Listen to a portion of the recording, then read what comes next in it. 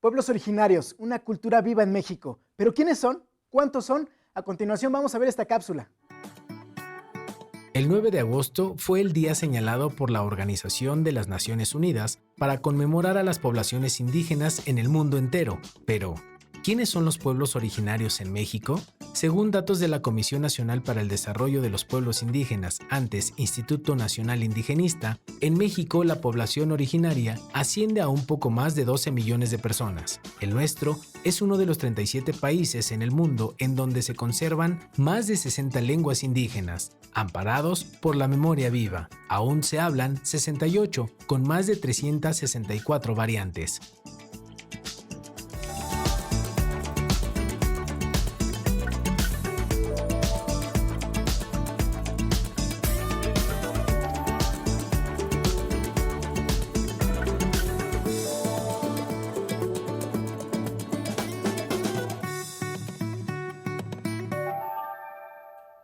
Comenzamos Voces y hoy tenemos una invitada muy especial. Ella es Verónica Trujillo Mendoza.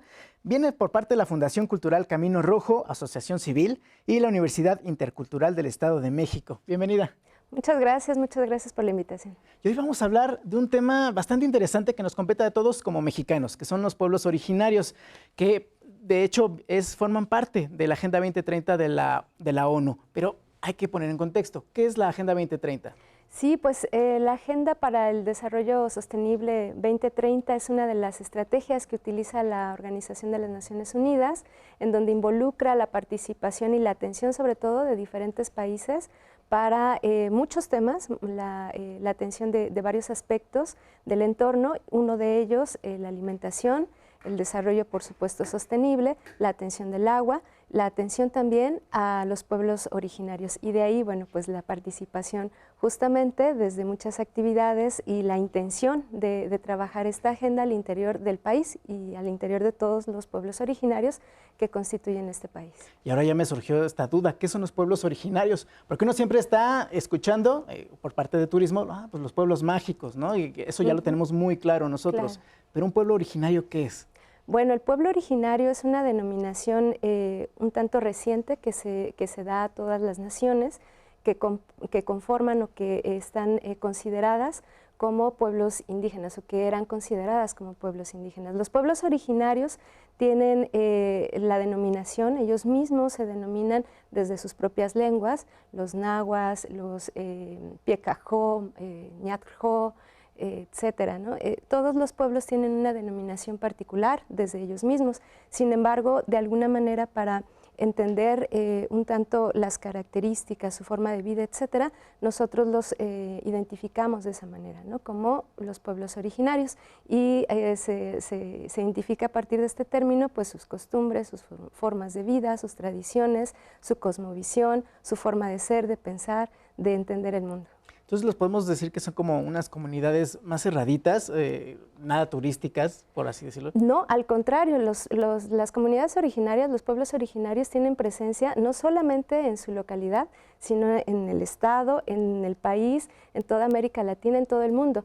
La denominación de pueblos originarios no establece una condición territorial fija, cerrada, sino más bien una característica que se refiere a identidad, identidades de la persona o de las personas que conforman ese pueblo originario. Entonces no es lo mismo que un pueblo mágico, que ya sabemos que esto sí es algo territorial. Claro, sí es una distinción importante que habrá que comprender. En pueblo mágico, pues bueno, es una denominación más bien de índole federal, comercial, etcétera, que se le ha dado a algunos territorios, a algunos municipios.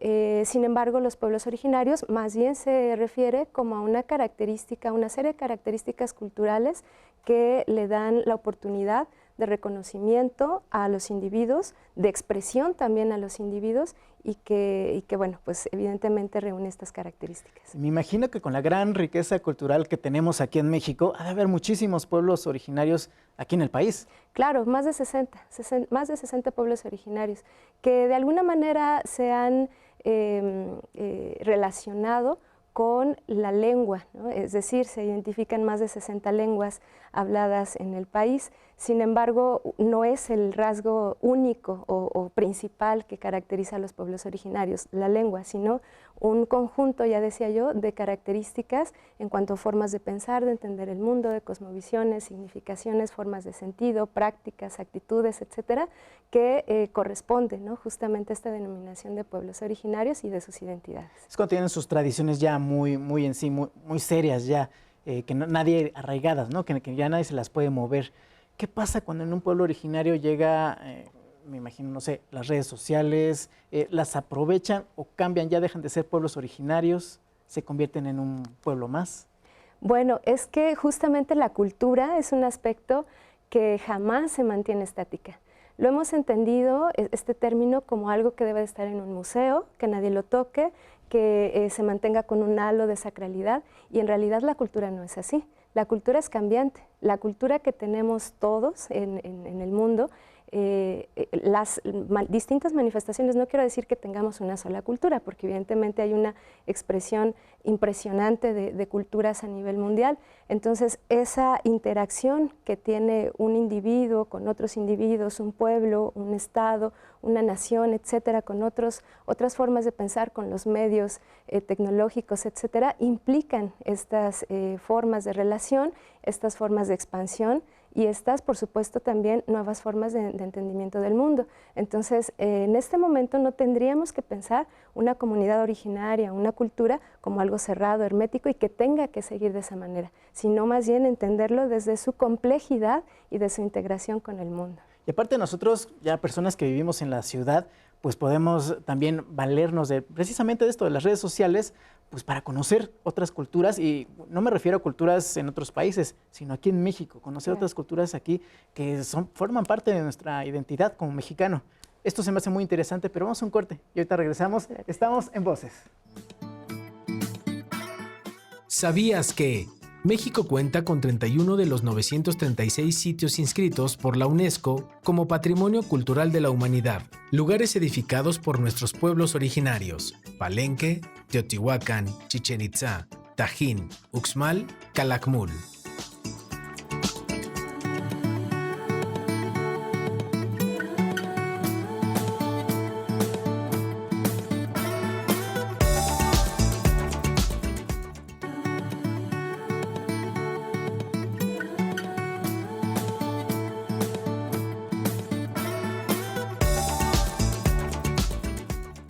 Continuamos en Voces con un tema bastante interesante. Estamos hablando acerca de los pueblos originarios y nos acompaña Verónica Trujillo Mendoza, que viene de la Fundación Cultural Camino Rojo, Asociación Civil, y la Universidad Intercultural del Estado de México. Y platicamos acerca de estos pueblos originarios, que ya entra la duda. ¿Dónde hay más pueblos originarios aquí en el país? Bueno, pues sin duda la población o la presencia indígena más importante, digamos en número, en cantidad de presencia en los estados, se encuentra en Oaxaca y en Chiapas. Por supuesto, la Ciudad de México, pues es notable también la participación y la migración de muchos pueblos originarios de todo el país ahí, justo por el punto nodal que concentra pues la mayor cantidad de población. Sin embargo, pues otros estados también tienen presencia indígena: Veracruz, Yucatán, Quintana Roo, Baja California, por supuesto, que es ahí uno de los estados con menor presencia indígena, pero que sí es, digamos, importante resaltar, dado que también forma parte de la cosmovisión y aporte importante o sustancial de su cultura a lo que podemos entender hoy como México. Y todo esto lo sabemos gracias a la Fundación Cultural Camino Rojo, por parte de la que vienes.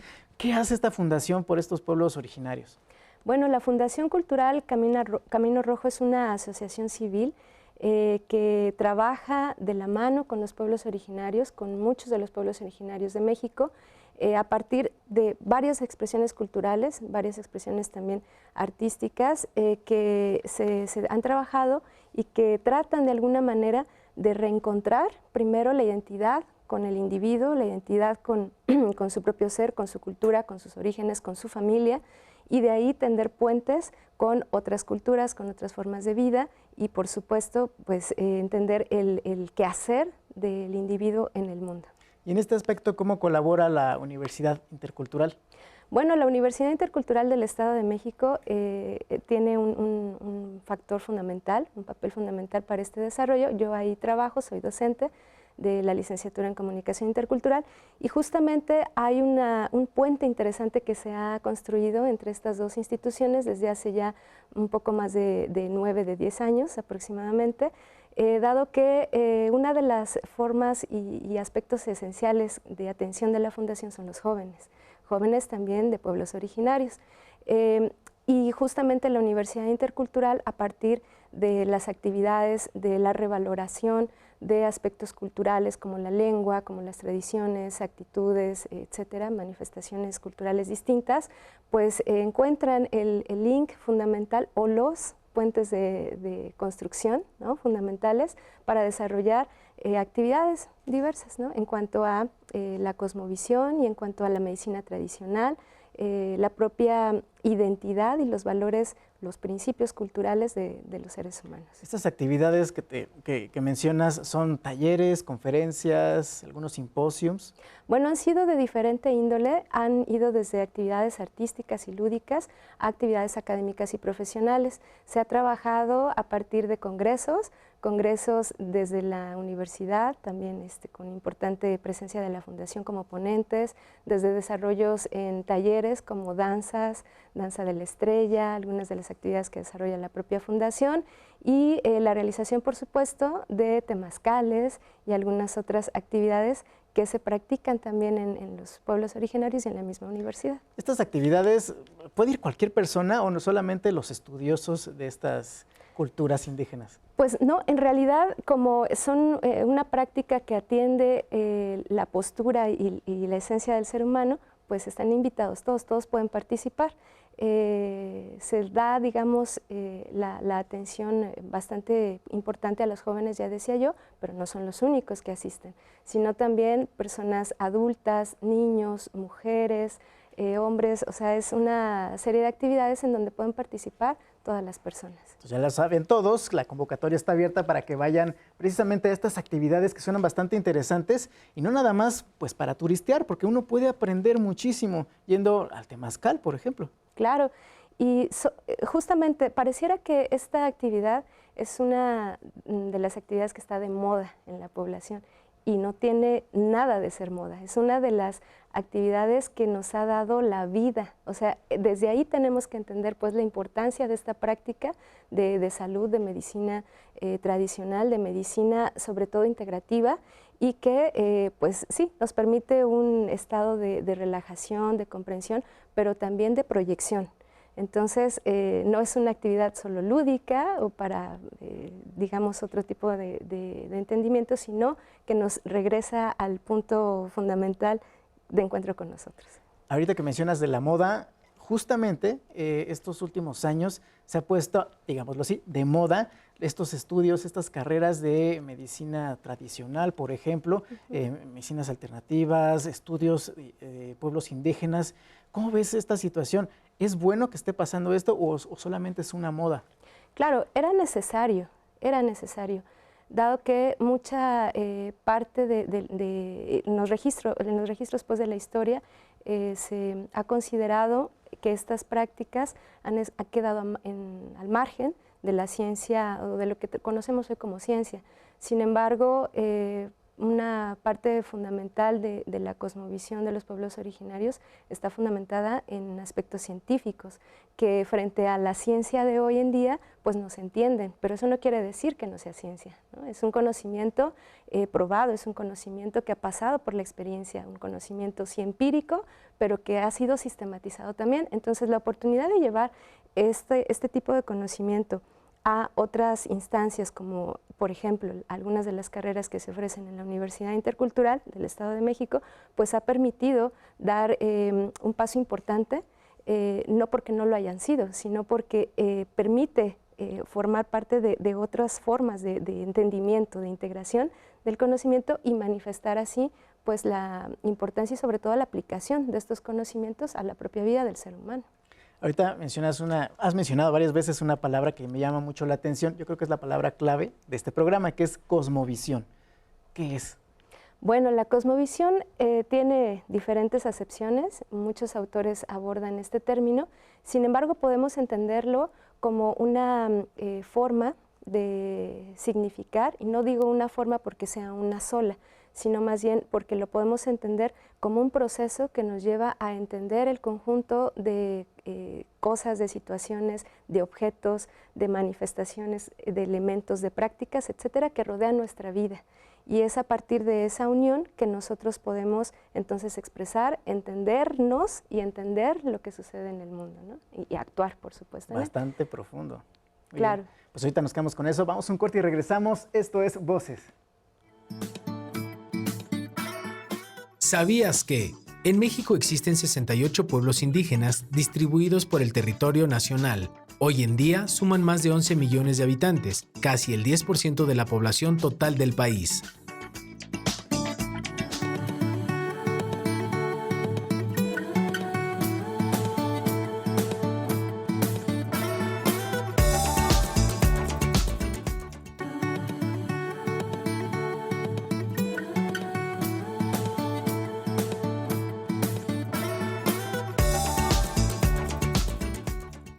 Estamos de regreso en Voces con el tema de los pueblos originarios y nos acompaña Verónica Trujillo Mendoza, que viene de la Fundación Cultural Camino Rojo, Asociación Civil, y la Universidad Intercultural del Estado de México, y estamos platicando acerca de todas estas actividades que hacen tanto la Fundación como la Universidad Intercultural Del Estado de México. Del Estado de México. Bueno, no hay que confundir, ¿verdad? Oye, pero ¿cómo se sostienen? ¿Cómo hacen estas actividades? ¿De dónde sale este recurso? Bueno, las actividades de la Fundación Cultural Camino Rojo siempre se han nutrido de los aportes, tanto económicos como materiales y humanos, pues de los propios miembros de la Fundación. Y se han obtenido también la participación, la colaboración de varias instituciones, entre ellas la Universidad Intercultural, pero también de otras instituciones privadas y de algunos municipios de estados distintos del país. Fundamentalmente es ahí donde obtienen los recursos. No hay ningún salario para los miembros de la Fundación, sino más bien que esto que se recauda es para la inversión de las propias prácticas y de las propias actividades que a lo largo del año realizamos.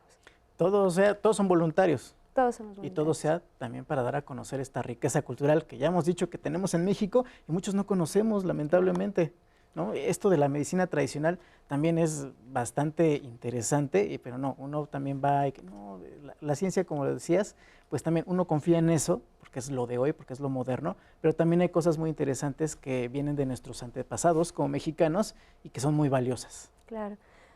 Sí, pues justamente una forma de trabajar a partir de la Fundación es recuperar este tipo de conocimientos que está fundamentado, que está guardado en la memoria de nuestros abuelos. Es ahí la fuente principal donde tenemos pues capacidad para recuperar estos conocimientos y después practicarlos nosotros mismos. Practicarlos, eso es sustancial, porque no se trata como de estudiarlos solamente y dejarlos para, no, sino practicarlos, es decir, enseñar con el ejemplo y transmitirlo a las nuevas generaciones, a nuestros propios compañeros, etcétera. ¿Y cómo surge esta fundación? ¿Por el ansia de conocimiento ancestral? Bueno, la fundación se instituye como tal, como una asociación civil hace 10 años. De hecho, en 2020 estamos celebrando estos 10 años. Entonces, nace a partir de varias actividades que se remontan hasta 1992 con las carreras de Jornadas de Paz y Dignidad. Y a partir de esta labor y del presidente de la fundación, Alfonso Pérez Tenoch, se crea y se constituye pues esta fundación, ¿no? que ya a lo largo de estos 10 años ha desarrollado varias actividades. Antes de ser asociación también desarrollábamos distintas cosas, distintas prácticas, pero bueno, el crearnos como una asociación civil pues fue un paso importante para continuar con la evolución y con el desarrollo, con la concreción sobre todo de estos pasos y velar por los derechos de los humanos y de los pueblos originarios también. ¿Y quiénes conforman esta asociación? ¿Puros docentes, puros estudiosos o también uno que quiere pues pertenecer a esta agrupación? ¿Quien sea puede entrarle? La fundación se compone de todas las personas que estén interesadas para participar en ellos. Somos sí una parte importante de la Fundación, profesionistas, licenciados, maestros, doctores en diferentes áreas del conocimiento, pero también, y es ahí donde encontramos pues, la nutrición, el sustento del trabajo y del conocimiento de esta fundación, a partir de personas de la comunidad, de hombres y mujeres de conocimiento que han aprendido en el seno de su familia, en el seno de la comunidad, pues estas prácticas, ¿no? Y que pueden, que saben y que nos enseñan además, ¿no? Entonces, pues todas las personas interesadas pueden participar. ¿Y cómo podemos participar las personas que nos interesa todo esto? ¿Tienes redes sociales, algún teléfono, una forma de contacto? Claro, está disponible la Fundación Cultural en su canal de YouTube, lo pueden encontrar así como Fundación Cultural Camino Rojo, y también en la página de Facebook oficial de la Fundación Cultural. Y también en los teléfonos que ahorita van a aparecer en pantalla, porque pues somos muchos, ¿no? Y Claro. yo creo que hay mucha gente que le interesan estos temas, no solamente pues de medicina tradicional, sino otras manifestaciones artísticas, que hay muchas y muy interesantes y muy bonitas. Claro. Pero oye, estamos hablando acerca de actividades que se han realizado, que se realizaron hace poco, pero ahora con la pandemia, ¿cómo le están haciendo? Sí, bueno, sin duda este momento que estamos viviendo ya desde hace algunos meses, pues ha traído retos importantes, no solamente como individuos, sino también para el desarrollo de estas prácticas ceremoniales. Y es que muchas de estas prácticas, pues como son ceremoniales, pues tienen un componente ritual fundamental. Son ceremonias que implican la asistencia pues, a manantiales, a montañas, peregrinaciones, etcétera, y que bueno, pues esta situación nos ha traído, pues, digamos, algunas reorganizaciones, ¿no?, importantes para elaborar estas prácticas, pero bueno, es un aspecto que seguimos realizando con las medidas necesarias, por supuesto, pero que no dejamos pasar porque entendemos que mucho de lo que está sucediendo en este momento es consecuencia de la desatención que hemos tenido en la propia condición de desarrollo de la naturaleza y entendernos como seres aislados de la naturaleza, ¿no? Entonces tenemos que volver a poner el foco de atención ahí para reintegrar nuestro pensamiento, nuestro quehacer, nuestra actitud de servicio ante la naturaleza y una vez más, pues volvernos a comprender como sus hijos. Así como hijos, ahora sí que es verdad que es la madre naturaleza y nosotros somos sus hijos que dependemos totalmente de ella. Así es. Sí, pues parte fundamental también de este entendimiento es que generalmente se comprende que el conocimiento de la naturaleza y de estas prácticas solamente pertenece a los pueblos originarios y hay una condición o un porcentaje, digamos, importante de la población que como mestizos estamos interesados también en reencontrar ese pasado y esa actualidad en este presente de las formas de vida de los pueblos originarios. Y es ahí donde el componente de la autodeterminación como individuos nos lleva a buscar esas necesidades de reconocimiento con nuestros propios formas, digamos, o prácticas originarias.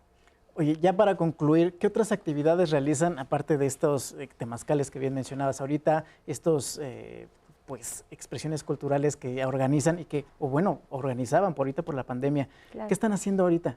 ¿Qué otras actividades hay? Bueno, a lo largo del año la Fundación Cultural Camino Rojo realiza muchísimas actividades. Tenemos una agenda bastante interesante y llena a lo largo del año.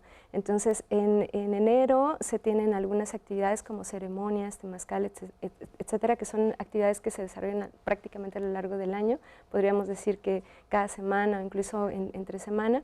En febrero se realiza la carrera por el abuelo Cuauhtémoc, la carrera por la dignidad del abuelo Cuauhtémoc, que comprende un trabajo de 20 días a lo largo de varios estados de la República, más de 7, y llegar justamente a donde se encuentran los restos de Cuauhtémoc. Y en febrero esa es la actividad principal. En marzo, en abril se desarrollan algunas actividades de búsqueda de visión, danzas del sol, danzas mexicas se realizan también a lo largo de todo el año. Decíamos en junio también tenemos actividades de búsquedas de visión, de danza del sol. Trabajamos en Ixtlán del Río con estas actividades también hace algunos meses.